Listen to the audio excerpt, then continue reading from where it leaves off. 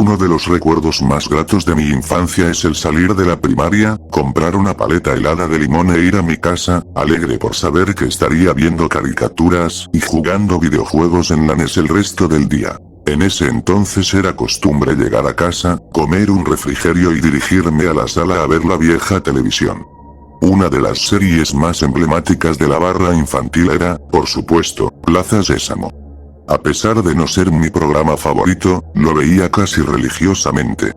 Todo sucedió un día que llegué a casa, y mi mamá tuvo que llevar a mi hermano al médico por un malestar estomacal.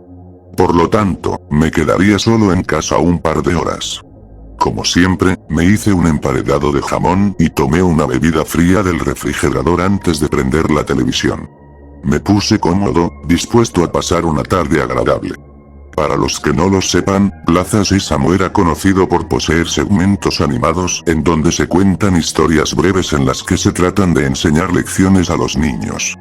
Uno de los cortos más conocidos, misteriosos, y que hasta hace no mucho tiempo se consideraba un lost media es el denominado como Crackmaster, cuya trama gira en torno a una niña interactuando con grietas en una pared, las cuales toman formas de animales, y que son intimidados por una gran grieta, la cual por ser mala se quiebra hasta desaparecer. Este segmento lo había visto cientos de veces y hasta me sabía de memoria los diálogos, pero en aquella ocasión, había algo raro en él. Para empezar, cuando el corto comenzó, lo primero que noté fue un cambio en la música. En la versión original, la música es agradable de escuchar, y aunque por momentos se siente algo misteriosa, en general, se oye bastante amena. No obstante, lo que yo oí esa vez no era más que una especie de bramido lejano, con algo de eco. De vez en cuando, se oía un extraño sonido que se asemejaba a un hombre golpeando concreto con un mazo. La voz de la narradora había sido distorsionada, y no cantaba. Incluso puedo dar por hecho que estaba hablando de una forma robotizada. Comencé a incomodarme con tan solo ver los primeros segundos del metraje, y solo podía preguntarme qué rayos estaba pasando.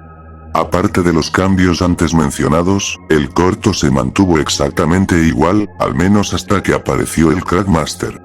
Dios, si el diseño del monstruo de grietas ya era medianamente perturbador por sí solo en la versión original, la monstruosidad que vi en aquel instante en la pantalla del televisor era combustible de pesadillas. Había más grietas alrededor de la pared, y parecían intimidar tanto a la niña como a los animales. Los ojos del monstruo eran mucho más grandes, y las grietas debajo de ellos hacían parecer que un líquido oscuro emanaba copiosamente.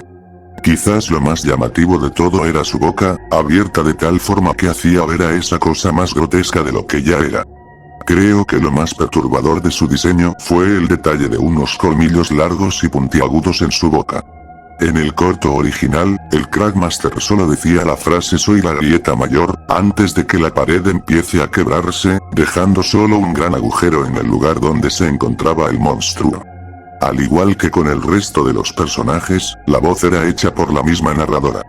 Pero en la versión que yo observé, la voz del Crackmaster era completamente diferente. Muy ronca y gutural, aunque hoy en día prefiero definirla como la voz de un cerdo enorme, tratando de hablar el lenguaje humano. Lo que dijo aquí fue algo parecido a esto: aquí las grietas se comen tus huesos y tu carne. Para entonces, me había quedado inmóvil a raíz de la impresión. En ese instante, la pantalla se puso negra durante algunos segundos antes de regresar a la señal habitual. Si tuviera que describir cómo me sentía con una sola frase, esa sería impactado. Esperaba que ya todo hubiera pasado, pues el cortometraje ya había terminado.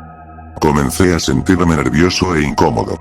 Ya no quería seguir solo, así que tomé el teléfono de la casa y la marqué a un amigo mío que vivía relativamente cerca. Al notarme nervioso, le conté lo que había sucedido. Por supuesto, no me creyó. Dijo que él estaba viendo la televisión junto a sus hermanos, en el mismo canal, y que ni siquiera había aparecido el segmento de las grietas. De todas formas, hablar con él me tranquilizó. Movido por la curiosidad, le marqué a otro amigo, y él también aseguró que no vio nada, aparte del mismo corte a negro que dio fin al ominoso espectáculo del que solo yo tuve la oportunidad de ser espectador. Ya ni siquiera sabía qué era lo que estaba sintiendo. Ahora que lo veo en retrospectiva, seguro que solo me había quedado en shock debido a la impresión. Lo que no sabía, es que el verdadero impacto no iba a llegar sino hasta esa misma noche. Tuve una horrenda pesadilla que aún puedo recordar como si hubiese sido un recuerdo real, en la que yo, desde un extenso llano, veía un cielo nublado, y una tempestad sobrenatural movía violentamente los árboles aledaños. Entonces, en el cielo gris oscuro, la horrenda deformación del Crackmaster había comenzado a tomar forma. Cuando pude verlo ante mí con total claridad, escuché un fuerte impacto a lo lejos, como si un edificio se viniera abajo en un estrepitoso derrumbe. Entonces desperté. Lo primero que vi fue a mi madre poniéndome compresas de agua fría en la frente. Al parecer, estaba sufriendo uno de esos episodios de fiebre alta acompañada de delirios. Esto era algo que me solía suceder en noches particularmente frías. Tardé algunos días en recuperarme por completo de la impresión dejada por la experiencia, y terminé olvidando lo sucedido con el paso del tiempo. Fue hasta hace apenas unos meses a la fecha en que escribo esto que el supuesto Lost Media en que se había convertido el corto del Crackmaster surgió en internet. Después de enterarme de la búsqueda y descubrimiento del cortometraje, mis recuerdos regresaron, al igual que las pesadillas. Buscando por internet, me encontré con el corto original, e inmediatamente intenté contactarme con gente que quizás, solo quizás, hubiesen visto lo mismo que yo, en aquel lejano día a principios de los años 90s. Mi búsqueda resultó infructuosa, y pensé que esto iba a terminar aquí, hasta que recibí una respuesta que llamó mi atención con tan solo leer las primeras líneas de texto. Esta persona, en resumidas cuentas, decía haber vivido en la CDMX por esas mismas fechas, y aseguró haber visto esa versión de Crackmaster, tal y como yo la había descrito. No obstante, a diferencia de mí, este usuario aseguró que el corto estaba en blanco y negro, a pesar de tener un televisor a color. Además, menciona que tampoco había audio, o al menos algo que se pudiera entender, ya que todo lo que se oía era un ruido blanco con alto volumen. Esta persona relata que, al igual que yo, decidió preguntarles a sus conocidos si alguien lo había visto también, pero no pudo recibir respuestas favorables. De hecho, llegó a creer que todo fue producto de su imaginación. Contactando con más gente, me encontré con otro usuario que no solo decía haber visto esta suerte de versión alternativa o sin censura del cortometraje, sino que también clamaba que conocía a alguien que tenía en su posesión una prueba de su existencia. Y, en efecto, fue así.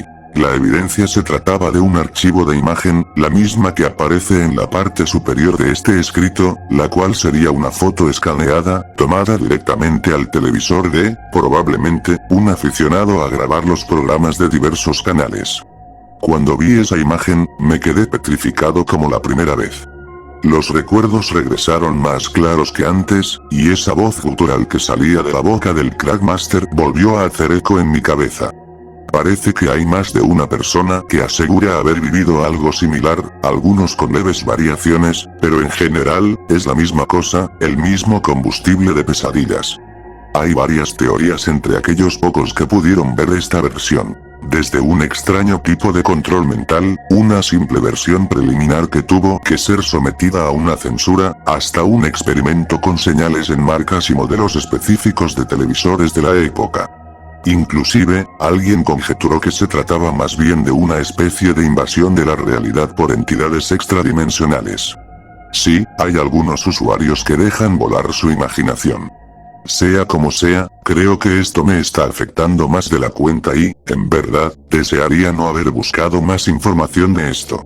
Desde aquella lejana tarde de los 90s, cada vez que veo algo referente a los cortos animados de Plaza Sésamo, mi corazón se empieza a acelerar, y nuevamente esa terrible voz viene a hacer acto de presencia en mi cabeza, junto con imágenes mentales de esa monstruosidad.